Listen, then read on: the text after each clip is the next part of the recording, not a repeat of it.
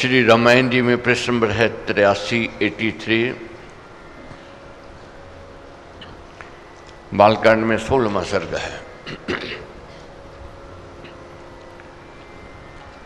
83 प्रश्न नंबर बालकांड में 16वां सर्ग है। कौशिक मुनि जी के साथ राम जी और लक्ष्मण जी मिथिला पहुंचते हैं। राजा जनक को ये समाचार मिला कि कौशिक मुनि आए हैं, तो आदर सत्कार के लिए आए, बहुत मान सम्मान दिया। और दो नौजवान जब युवक देखे तो पूछा ये राजकुमार कौन है। तब परिचय दिया उन्होंने कि राजा दशरथ के पुत्र राम और लक्ष्मण हैं। तब राजा जनक जी ने कहा राम जी से और लक्ष्मण जी से कि आप मेरे साथ महल में चलिए। राजा के घर में ही शोभा देता है। आपका मान भी बढ़ेगा, मेरा भी मान बढ़ेगा। मगर राघव जी क्या कहते हैं, महापुरुष का संग सुहाना, पुण्य कर्म परिणाम बखाना। ये पुण्य कर्मों से संतों का संग मिलता है, इसलिए ये संगति मैं छोड़ नहीं सकता हूँ, मैं यही इनके साथ ही रहूँगा।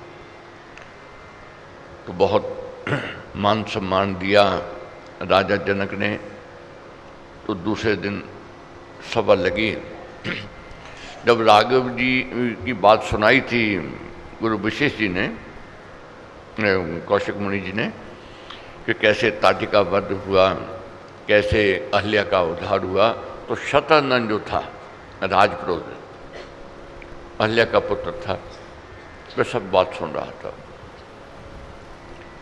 तब शतानंद ने बहुत नम्रता से साथ, विनीतता से साथ झुक करके आदर सत्कार राघव जी को देते हुए कहा, आपने हमारे ऊपर, हमारे वंश के ऊपर बहुत कृपा की है। हमारा कुल बिखर गया था, मगर आपने जोड़ दिया है। हम आपके बहुत आभारी हैं। तो सभा लगती है, राज दरबार सहता है। राजा जनक कहने लगे बहुत बार ये स्वयंवर रचाया गया, मगर कोई भी ऐसा योद्धा नहीं आया जो धनुष को उठा सके। तो फिर स्वयंवर की घोषणा करो, राजे महाराजों को निमंत्रण दो। तो घोषणा होती है, राजे महाराजे आते हैं, बहुत प्रयत्न करते हैं, कोई भी धनुष को नहीं उठा पाया। तब राजा जनक उदास हो गए, निराश हो गए। तो राजा राम जी क्या कहते हैं, कौशिक मुनि जी की ओर देख करके, अगर आपकी अनुमति हो तो मैं देखूं धनुष। तो मुनि ने अनुमति दी। राघव जी ने धनुष उठाया और उसको तोड़ा और जय जयकार हुए। तब सीता जी ने वरमाला पहनाई, स्वयंवर सफल हुआ। तो आगे क्या समाचार है। तब राजा जनक ने कहा कि अवधपुरी में अब भेजिए, समाचार लेकर के जावें और निमंत्रण लेकर के जावें कि राहत लेकर के राजा दशरथ आवें। तो सत्य सियाने भेजे गए। तो उन्होंने सब बात जब सुनाई राजा दशरथ गदगद हो गए, प्रसन्नचित्त हो गए अपने पुत्र की कीर्ति सुनकर। तब आते हैं, जनकपुरी पहुँचते हैं, गले लगाया अपने पुत्र को, राम जी को। कहा अहो निज वंश बढ़ाया, मान देश जन मन में है पाया। कर्म किए सब तूने सोही, रघुवंश में शोभते दोही। है मम धन्य जन्म जग आना, धन्य हुआ रघुराज कहाना। वीर धीर सुत तुम सब पाके, सफल हुआ मैं प्रित कहा के। बच्चे अच्छा काम करते हैं तो माँ बाप गदगद हो जाते हैं। बच्चे अच्छा काम करते हैं, यश कीर्ति माँ बाप की भी बढ़ती है और कुल और वंश की भी बढ़ती है और गुरु महाराज की भी बढ़ती है। यही बात है। अगर बच्चे अच्छे कर्म ना करें, कुल को कलंकित करने वाले हो, माँ बाप को अनादर देने वाले हो, तो वे माँ बाप के लिए बोझ होते हैं। तो राजा दशरथ क्या कहते हैं, मैं ऐसा पुत्र पाके धीर और वीर मैं आज प्रित कहा के सफल हुआ हूँ। बहुत गदगद हो रहे हैं, प्रसन्नचित हो रहे हैं। तो माने क्या लिखा है, जन्मा जगत में वही कहावे, जिससे वंश जाति यश पावे। जातिक जीवन ज्योत जगाए, जाति जीवन स्तेज बनाए। करे सजग जनता जन जो ही, जाना जग जीना शुभ सोहवी। वैसे गिद्ध काक हैं जीते, मल से भरते भीतर रीते। जीना उसी का जीना है जिससे वंश का, जाति का, धर्म का, समाज का उत्थान हो, उसी का जीना है।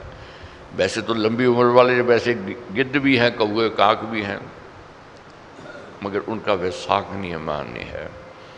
इसलिए महाराज ने हमें यही प्रेरणा दी है कि कर्म ऐसे करने हैं जिससे कुल और वंश का नाम हो।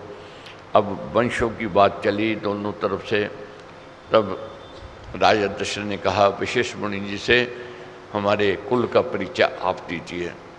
तो उन्होंने कुल का परिचय दिया और राजा जनक ने अपने कुल का खुद परिचय दिया। दोनों वंशों की बात सुन करके ऋषि जो थे, संत जो थे, कौशिक मुनि, विशेष मुनि प्रसन्नचित हो गए। कहने लगे आपका कुल दोनों का बहुत उत्तम है, तो इसलिए ये विवाह राम जी के साथ लक्ष्मण जी का भी हो, भरत और शत्रुघ्न जी का हो जाए, जनक की भाई की पुत्रियों के साथ। तो सब ने स्वीकृति इस बात की दे दी। दोनों पक्षों ने अपने अपने कुल की बात कही, सुनाई। दोनों पक्षों की कुल और वंश की कीर्ति सुन करके कौशिक मुनि और विशेष मुनि बहुत प्रसन्न हुए, गदगद हुए और यही कहा अब चारों भाइयों के विवाह एक साथ कर दो। सबने अनुमति दी, स्वीकृति दी। अब बरात चढ़ना है। कैसे उत्साह के साथ बराती सज धज के तैयार होकर के बरात में जाते हैं और कैसे जनक नगरी दुल्हन की तरह सजाई गई।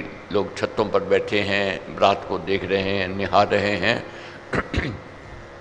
राम जी और सीता जी का विवाह होता है, चारों ओर मंगल होता है, पुष्प वर्षा होती है। महाराज ने लिखा है कि दंपति तो बहुत बनते हैं, ग्रह कितने होते हैं सदग्रही। शुचि पूरे पति पत्नी पन के ही, प्राण पन से प्रण से पूरे। यति सती व्रतधारी शूरे। गृहस्थी तो बहुत है, मगर कितने हैं जो प्रण के पूर्ण होते हैं। तो महाराज कहते हैं कि अगर देखनी है उपमा, और राम और सीता जी की देखनी चाहिए। पुण्य रूप सिया राम सरीखी, उपमा जग में दुर्बल देखे। बहुत दुर्लभ हैं ऐसे जो ऐसे पति पत्नी का धर्म को निभाते हैं, उनके आदर्शों को ग्रहण करना है। तो आगे फिर क्या है, अगले सर्ग में लक्ष्मण जी का विवाह उर्मिला जी के साथ हो गया और मांडवी जी का भरत जी के साथ हो गया और शत्रुघ्न जी का श्रुतकीर्ति के साथ हो गया। चारों भाइयों के विवाह होते हैं। तो बरात फिर आगे आती है, चारों ओर खुशियाँ होती हैं, प्रसन्नता होती है। तो तब जब बरात जाने लगी तो आगे जब बढ़ती है अयोध्या की तरफ, तो रोक लिया रास्ता परशुराम जी ने। तब आगे राघव ने आगे बढ़कर उनको शांत किया। फिर आगे अयोध्या की ओर बढ़ते हैं।